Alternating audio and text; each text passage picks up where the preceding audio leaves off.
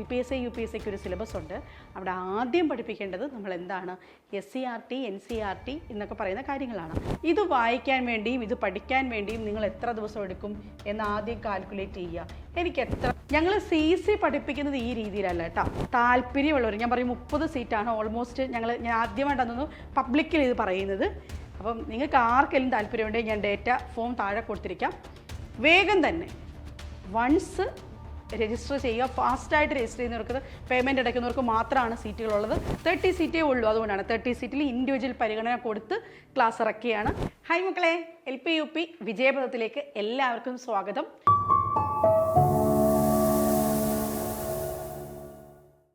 അപ്പം അതായത് നമ്മൾ 2027 വലിയൊരു എക്സാം എഴുതാൻ പോവുകയാണ്. നമ്മുടെ LPSA UPSA ഒരുപാട് പേരുടെ സ്വപ്നമാണ് അല്ലേ? അപ്പോൾ 25 ഏകദേശം കഴിയാറായി. ഇനി അടുത്തത് 26 നോട്ടിഫിക്കേഷൻ വരുന്നു, 27 പരീക്ഷ. ഇതാണ് നമ്മൾ കാണാൻ പോകുന്നത് അല്ലേ? അപ്പോൾ ഈ ഒരു പരീക്ഷയ്ക്ക് മുന്നോടിയായിട്ട് എനിക്ക് പറയാൻ കുറച്ച് കാര്യമുണ്ട്. ഞാൻ ആദ്യം പറഞ്ഞു 25 കഴിയാറായെന്ന്. പക്ഷേ ഞാൻ ഈ വീഡിയോ ചെയ്യുന്ന സമയം തൊട്ട് 25 കഴിയണമെങ്കിൽ ഏകദേശം ഒരു 30 ദിവസം എന്തായാലും ഉണ്ടാകും. സോ 30 ദിവസം ഒരു 2 മണിക്കൂർ വെച്ച് പഠിച്ചാലും 26 എന്ന് പറയുന്നത് കാലെടുത്ത് വയ്ക്കുമ്പോൾ ഒരു ആത്മാഭിമാനമൊക്കെ ഉണ്ടാകും. അല്ലാതെ പുതുവർഷത്തിൽ തുടങ്ങാമെന്ന് പറഞ്ഞ് ഒരു വർഷം മുഴുവൻ 25 ഇങ്ങനെ കഴിഞ്ഞ LPSA UPSA കഴിഞ്ഞപ്പം പലരും പറഞ്ഞിട്ടുണ്ടാവും, ഈ വർഷം പഠിക്കണം, എൻ്റെ കൂടെ ഉണ്ടായവരെല്ലാം ജോലി കിട്ടി, എന്നിട്ട് ഞാൻ മാത്രം ഒന്നും നേടാതിരിക്കുകയാണ്, ഈ വർഷം അടിച്ചു പൊളിച്ച് പഠിക്കണം എന്ന് പറയുന്നവരോട് എനിക്ക് പറയാനുള്ളത്, പുതിയ വർഷത്തിലേക്ക് നോക്കി നിൽക്കേണ്ട, ദാണ്ട് ഇപ്പോഴേ ഈ വീഡിയോ കാണുമ്പം അങ്ങ് പഠിച്ചു തുടങ്ങിക്കോളൂ. അപ്പോൾ പഠിക്കാൻ എന്ത് വേണം എന്താണ് എന്ന് അറിയാത്തവരോട് ഞാൻ പറഞ്ഞു തരുന്നു. ഇന്നത്തെ വീഡിയോ ഒരു വലിയ വീഡിയോയാണ്. മാമനോടൊന്നും തോന്നരുതെന്ന് പറഞ്ഞ പോലെ എന്നോടൊന്നും തോന്നണ്ട. ഇത്രയൊക്കെ പഠിക്കാനുണ്ടോ, നിങ്ങൾ പേടിപ്പിക്കാൻ വേണ്ടിയാണോ ഈ വീഡിയോ ചെയ്യുന്നത് എന്ന് ചോദിച്ചാൽ അതൊന്നുമല്ല, സത്യസന്ധമായ കാര്യമാണ്. ഒരു പോർഷനാണ് ഇന്ന് നമ്മൾ എടുത്തിരിക്കുന്നത്, നമ്മുടെ സോഷ്യൽ സയൻസ് അടങ്ങിയിട്ടുള്ള ഒരു പോർഷൻ അല്ലേ? അപ്പോൾ സോഷ്യൽ സയൻസ് നമ്മൾ ഒറ്റ വാക്കി പറഞ്ഞാൽ ആ ഒറ്റ വാക്കിലുള്ള സംഗതികളല്ല പഠിക്കേണ്ടത്. LPSA UPSA ഒരു സിലബസ് ഉണ്ട്. അവിടെ ആദ്യം പഠിപ്പിക്കേണ്ടത് നമ്മൾ എന്താണ് SCERT NCERT എന്നൊക്കെ പറയുന്ന കാര്യങ്ങളാണ്. അപ്പോൾ അതെന്തൊക്കെയാണ്, ഏത് ചാപ്റ്ററൊക്കെയാണ് നിങ്ങൾക്ക് സെലക്ട് ചെയ്യേണ്ടത് എന്നാണ് ഞാൻ ഇന്നത്തെ വീഡിയോയിൽ പറയുന്നത്. പാഠങ്ങളുടെ പേരുകളുണ്ടാകും, മനസ്സിലാക്കി പഠിക്കാം. ഓക്കെ, അപ്പം നോക്കിക്കോളൂ. ആദ്യം നമ്മൾ തുടങ്ങാം. എവിടെ നിന്ന് തുടങ്ങാം? 5ാം ക്ലാസ് എടുത്ത് വെച്ചങ്ങ് തുടങ്ങിക്കോ. 5ൽ എളുപ്പമോ വായിക്കാനായിട്ട്. വായിക്കേണ്ടത് എന്തൊക്കെയാണ്? ഭക്ഷണവും മനുഷ്യരും, തൊഴിൽ വൈവിധ്യങ്ങൾ, ചാപ്റ്റർ 4 വസ്ത്രത്തിൻ്റെ നാൾവഴികൾ, ചാപ്റ്റർ 5 വരയ്ക്കാം വായിക്കാം, ചാപ്റ്റർ 6 ജനങ്ങൾ ജനങ്ങളാൽ, ചാപ്റ്റർ 7 ആശയവിനിമയ സംവിധാനങ്ങൾ, ചാപ്റ്റർ 8 നാടറിയാം, തുല്യതയിലേക്ക് എന്ന് പറയുന്നത് 9ാമത്തെ ചാപ്റ്ററാണ്. 10ാമത്തെ ചാപ്റ്റർ വിണ്ണിലെ വിസ്മയങ്ങളും മണ്ണിലെ വിശേഷങ്ങളും, ചാപ്റ്റർ 11 നിയമവും സമൂഹവും. അങ്ങനെ 11 ചാപ്റ്ററാണ് ഇവിടെയുള്ളത്. അങ്ങനെ 11ാമത്തെ ചാപ്റ്റർ വരെ ഇവിടെ കൊടുത്തിട്ടുണ്ട്. ഇതിനകത്ത് ഇമ്പോർട്ടൻ്റ് ആയിട്ടുള്ള ചാപ്റ്റേഴ്സാണ് ഇവയൊക്കെ. 2, 3, 4, 5, 6, 7, 8, 9, 10, 11. ഒന്ന് വായിച്ചു തുടങ്ങാൻ ഏറ്റവും ബെസ്റ്റാണ് 5ാം ക്ലാസ്സിലെ പാഠപുസ്തകം. കാരണം നമുക്ക് ഒരു ടെൻഷനും ഇല്ലാതെ വായിക്കാം. വായിക്കുമ്പോൾ ചെയ്യേണ്ടത് എന്താണ്?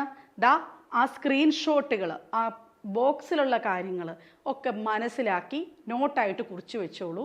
എന്നിട്ട് നിങ്ങളുടെ കയ്യിൽ അധ്യാപകരുടെ പഠന സഹായി ടീച്ചിങ് മാനുവലൊക്കെ ഉണ്ടെങ്കിൽ അത് നമുക്ക് പിന്നീട് വായിക്കാം. ഇപ്പോൾ ബേസിക് ഇൻഫർമേഷൻ PSCയുടെ പോയിന്റ് ഓഫ് വ്യൂ വായിച്ച് മനസ്സിലാക്കുക. ഓക്കെ, മനസ്സിലാക്കി കഴിഞ്ഞ് കഴിഞ്ഞാൽ ഇത് വായിക്കാൻ വേണ്ടിയും ഇത് പഠിക്കാൻ വേണ്ടിയും നിങ്ങൾ എത്ര ദിവസം എടുക്കും എന്ന് ആദ്യം കാൽക്കുലേറ്റ് ചെയ്യുക. എനിക്ക് എത്ര ദിവസം വേണം, ഇതൊന്ന് കാൽക്കുലേറ്റ് ചെയ്തേ. ഇപ്പം നോക്കിക്കേ, ഇതൊരു 10 ചാപ്റ്ററാണ് ഞാനിവിടെ ലിസ്റ്റ് ചെയ്ത് കൊടുത്തിരിക്കുന്നത്. ഈ 10 ചാപ്റ്റർ പഠിക്കാൻ നിങ്ങൾക്ക് എത്ര ദിവസം വേണം? നിങ്ങൾ ആരെങ്കിലും ഇതിൽ 5ൽ കൂടുതൽ ദിവസങ്ങൾ എടുക്കുന്നുണ്ടെങ്കിൽ ഞാൻ പറയും നിങ്ങൾ മണ്ടന്മാരാണ്. കാരണം ടോട്ടൽ മാർക്ക് ഡിസ്ട്രിബ്യൂഷനിലെ ഏറ്റവും ഫൗണ്ടേഷൻ കോൺസെപ്റ്റ് മനസ്സിലാക്കാൻ വേണ്ടിയുള്ളതാണ് ഈ ക്ലാസ്സുകൾ എന്ന് പറയുന്നത്. അപ്പോൾ അതിൽ നമ്മൾ 5 ദിവസത്തിൽ കൂടുതൽ നമുക്ക് സ്പെൻഡ് ചെയ്യാനില്ല. അതുകൊണ്ട് തന്നെ 5 ദിവസം എല്ലാവരും മാക്സിമം 5 ദിവസം മാത്രം എടുത്തിപ്പോൾ വായിക്കുക. വായിക്കേണ്ടത് എങ്ങനെയാണെന്ന് പറഞ്ഞു തന്നു. പാഠപുസ്തകം SCERT എവിടെ നിന്ന് ഡൗൺലോഡ് ചെയ്യണം എന്ന് ചോദിക്കുന്നവർക്ക് സമഗ്ര എന്ന് പറയുന്ന വെബ്സൈറ്റിൽ ഇതെല്ലാം അവൈലബിൾ ആണ്. ഡൗൺലോഡ് ചെയ്തോ. മലയാളത്തിലും ഇംഗ്ലീഷിലും പാഠപുസ്തകം കിട്ടും. ഉറപ്പിച്ചു വായിച്ചോ. അപ്പോൾ പഠിച്ചു തുടങ്ങേണ്ടത് എന്താണ് എന്നാണ് പറഞ്ഞു തന്നത്. ഈ പോയിന്റ് മനസ്സിലായോ എല്ലാവർക്കും? ഓക്കെ, അടുത്തത് ക്ലാസ് 6 എന്തൊക്കെ വായിക്കണം? അപ്പം നോക്കിക്കേ, ചാപ്റ്റർ 2 ആദ്യകാല രാഷ്ട്രങ്ങൾ പാർട്ട് 1, ചാപ്റ്റർ 2 ആദ്യകാല രാഷ്ട്രങ്ങൾ. ഓക്കെ, അത് പാർട്ട് 1 ഉള്ള ചാപ്റ്ററാണ്. ഇനി നോക്കിക്കേ, അടുത്തത് ക്ലാസ് 6 എന്ത് വായിക്കണമെന്നാണ്. അപ്പോൾ ഇവിടെ നോക്കിക്കേ, ആദ്യകാല രാഷ്ട്രങ്ങൾ എന്ന് പറഞ്ഞിട്ട് ഒരു ചാപ്റ്റർ ഉണ്ട് ചാപ്റ്റർ 2. അത് കഴിഞ്ഞ് കഴിഞ്ഞാൽ ചാപ്റ്റർ 3 പറയുന്നത് സിവിക്സിൻ്റെ പോർഷനാണ്, നമ്മുടെ രാഷ്ട്രവും ഗവൺമെൻറ്റും. അടുത്തത് ചാപ്റ്റർ 4 ഗ്ലോബിൽ നിന്ന് ഭൂപടത്തിലേക്ക്. ചാപ്റ്റർ 5 സംസ്കാരവും സാംസ്കാരിക വൈവിധ്യങ്ങളും. ചാപ്റ്റർ 6 കൃഷിയിൽ നിന്ന് വ്യവസായത്തിലേക്ക്. ചാപ്റ്റർ 7 ഭൂഖണ്ഡങ്ങളിലൂടെ. ചാപ്റ്റർ 9 ഭരണഘടനയ്ക്കൊരു ആമുഖം. അപ്പോൾ കണ്ടോ, ഇവിടെ വന്നപ്പോൾ 2 ചാപ്റ്റർ എന്തിൽ വന്നു? സിവിക്സിൽ വന്നു. ചാപ്റ്റർ 9 സമുദ്രങ്ങളിലൂടെ. ചാപ്റ്റർ 10 സ്വരുക്കൂട്ടാം കരുതി വയ്ക്കാം. ഇതാണ് പുതിയ പാഠപുസ്തകത്തിലെ ചാപ്റ്റേഴ്സിൻ്റെ ലിസ്റ്റ് എന്ന് പറയുന്നത്. ഇനിയും ഞങ്ങൾ CC പഠിപ്പിക്കുന്നത് ഈ രീതിയിലല്ല കേട്ടോ. ഞങ്ങൾ പഠിപ്പിക്കുന്നത് എപ്പോഴും സിലബസിനെ ബേസ് നിർത്തി ഓരോ സബ്ജക്റ്റും, ഇപ്പോൾ സിവിക്സ് ആണ് ഞാൻ കൊടുക്കുന്നതെങ്കിൽ ആ സിവിക്സിന് രാഷ്ട്രവും ഗവൺമെൻറ്റും അവിടെ വരുന്നതാണ് എങ്കിൽ ആ ബേസ് ക്ലാസ് അവിടെ കൊടുക്കും. ഇനിയിപ്പം 8ാം ക്ലാസ്സിൽ വരെ പഠിക്കാനുണ്ട് എങ്കിൽ അതങ്ങനെ കണ്ടിന്യൂഷനായിട്ട് പോത്തതേ ഉള്ളൂ. ഇങ്ങനെ ഒരുമിച്ച് ഞാൻ ചാപ്റ്റർ വായിപ്പിക്കാൻ ഞാൻ എപ്പോഴും പേഴ്സണലി നിങ്ങളോട് പറയത്തില്ല. 5ാം ക്ലാസ്സിലൊരു ഫൗണ്ടേഷൻ വായിക്കുന്നതും നിങ്ങൾക്ക് എന്തിൽ വായിക്കാം? ചാപ്റ്റർ ലിസ്റ്റ് മനസ്സിലാക്കുക. ഇതിപ്പോൾ ടോട്ടൽ ചാപ്റ്റർ ലിസ്റ്റാണ് ഞാൻ ഇട്ടത്. സബ്ജക്റ്റ് വൈസ് ചാപ്റ്റർ ലിസ്റ്റ് മനസ്സിലാക്കിയാൽ അതായിരിക്കും നിങ്ങൾക്ക് ഉപകാരം. ഓക്കെ, നിങ്ങൾക്ക് സിലബസ് എടുത്ത് വെച്ച് ഇതിനെ എന്ത് ചെയ്യാവുന്നതേ ഉള്ളൂ, അങ്ങോട്ടും ഇങ്ങോട്ടും തരംതിരിക്കാവുന്നതേ ഉള്ളൂ.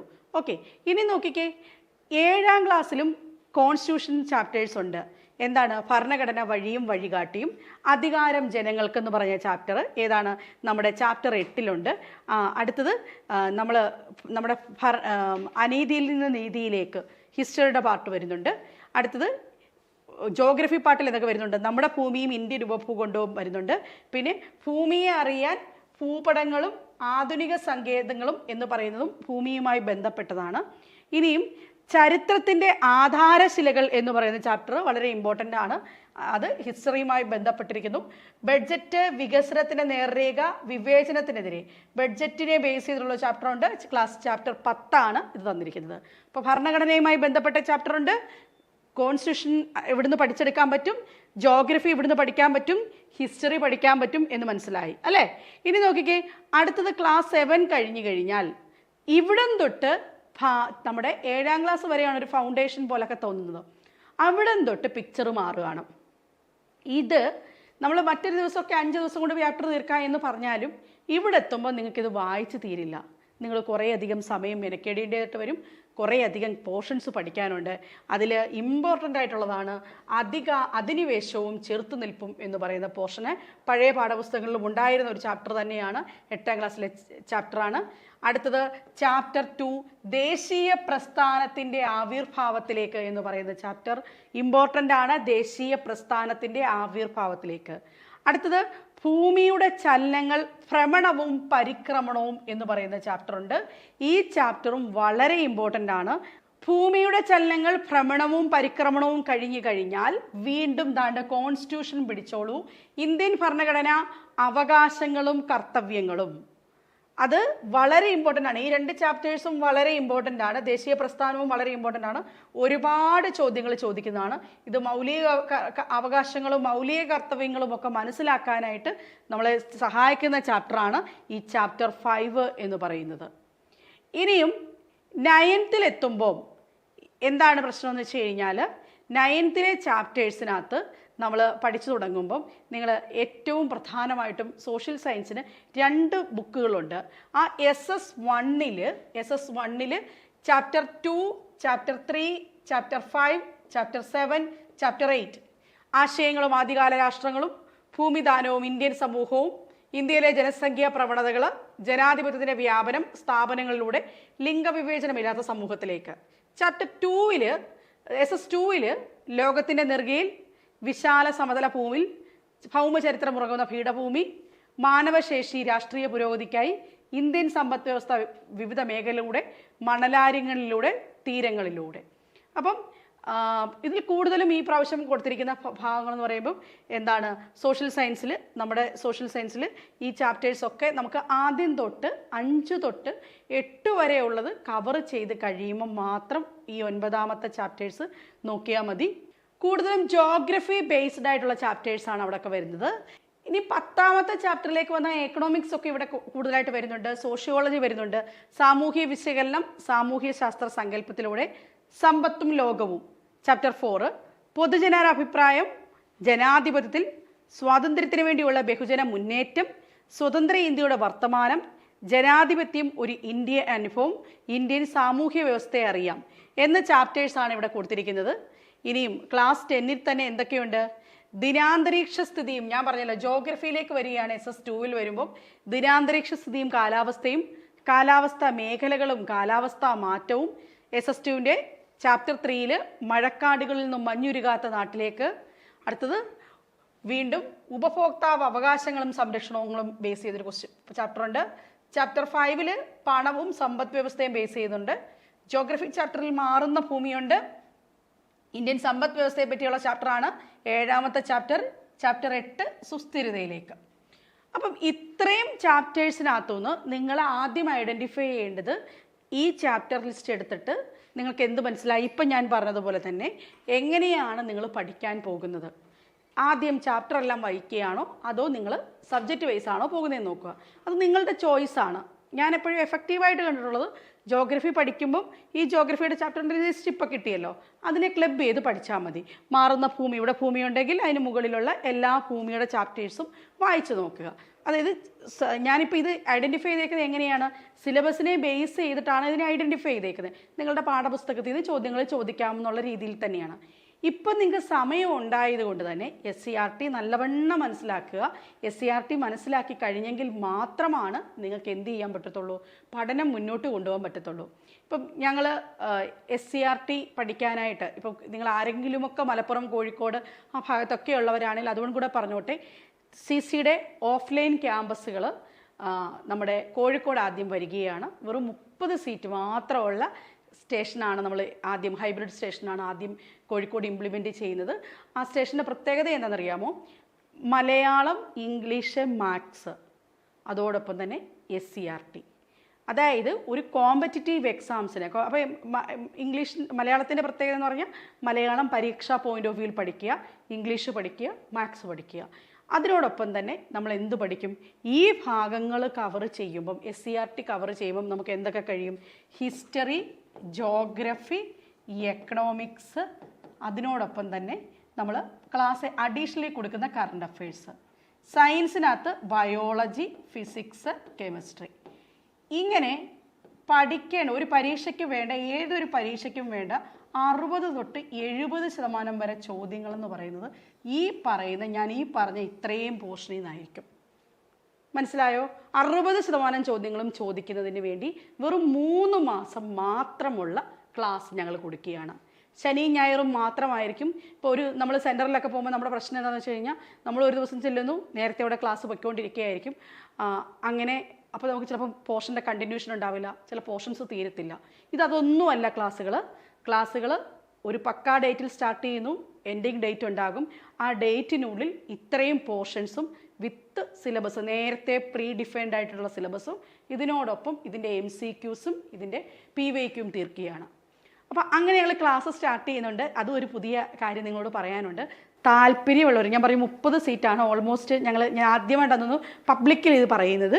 അപ്പം നിങ്ങൾക്ക് ആർക്കെങ്കിലും താല്പര്യമുണ്ടെങ്കിൽ ഞാൻ ഡേറ്റ ഫോം താഴെ കൊടുത്തിരിക്കാം. വേഗം തന്നെ വൺസ് രജിസ്റ്റർ ചെയ്യുക. ഫാസ്റ്റായിട്ട് രജിസ്റ്റർ ചെയ്യുന്നവർക്ക്, പേയ്മെൻറ്റ് അടയ്ക്കുന്നവർക്ക് മാത്രമാണ് സീറ്റുകളുള്ളത്.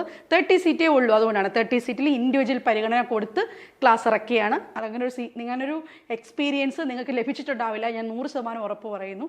അപ്പം ആദ്യത്തെ സീറ്റിൽ നിങ്ങൾക്ക് വേണമെന്നുണ്ടെങ്കിൽ ഇപ്പം തന്നെ രജിസ്റ്റർ ചെയ്തോളൂ കേട്ടോ.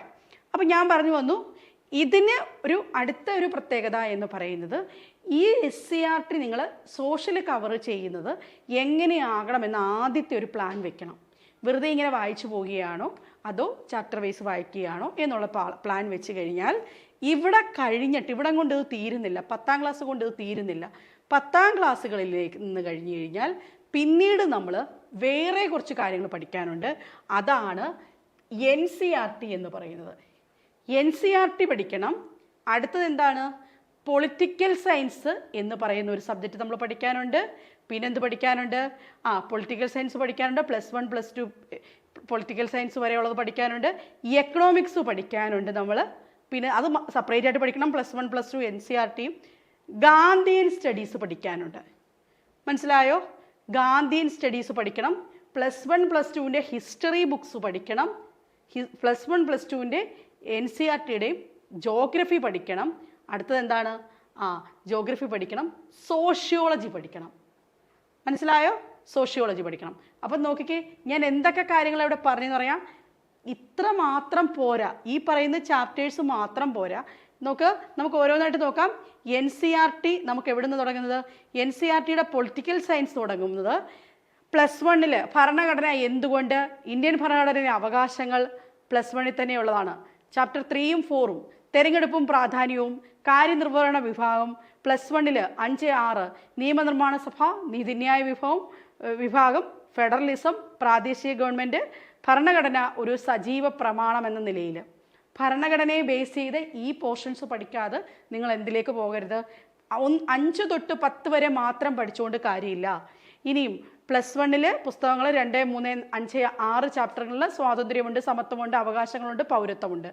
ഇനിയും നോക്കിക്കേ, പൊളിറ്റിക്കൽ സയൻസിൽ +2ലും ഉണ്ട് രാഷ്ട്ര നിർമ്മാണത്തിലെ വെല്ലുവിളികൾ, ആസൂത്രണ വികസനത്തിൻ്റെ രാഷ്ട്രീയം, ഇന്ത്യയുടെ വിദേശ ബന്ധങ്ങൾ, ജനാധിപത്യ ക്രമത്തിൻ്റെ പ്രതിസന്ധി, ജനകീയ പ്രസ്ഥാനങ്ങളുടെ ആവിർഭാഗം, പ്രാദേശിക അഭിലാഷങ്ങൾ.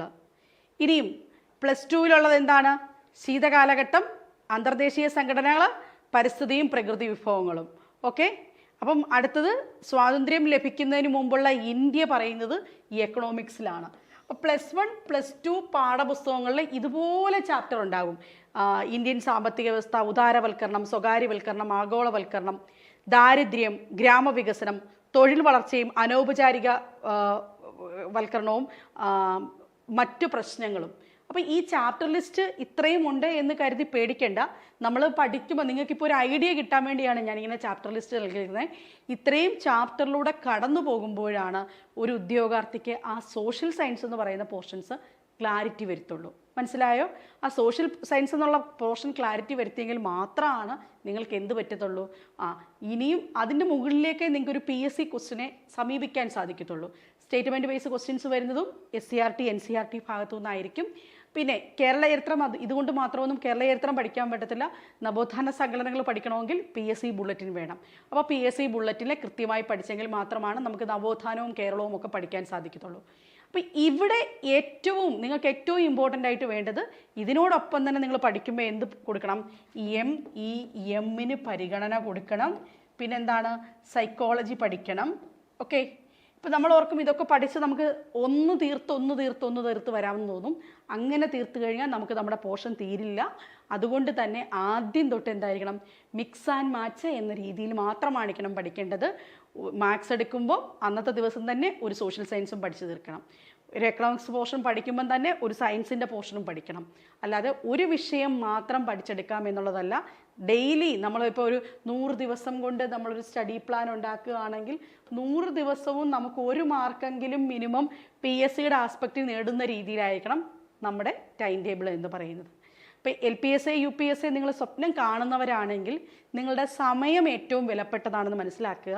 പലരും PSC പരീക്ഷയ്ക്ക് നന്നായിട്ട് പഠിക്കുന്ന കുട്ടികളൊന്നും PSCയുടെ ലിസ്റ്റ് വരാറില്ല. വരികയാണെങ്കിൽ തന്നെ ഏതെങ്കിലും ഒരു റാങ്കിലായിരിക്കും വരുന്നത്.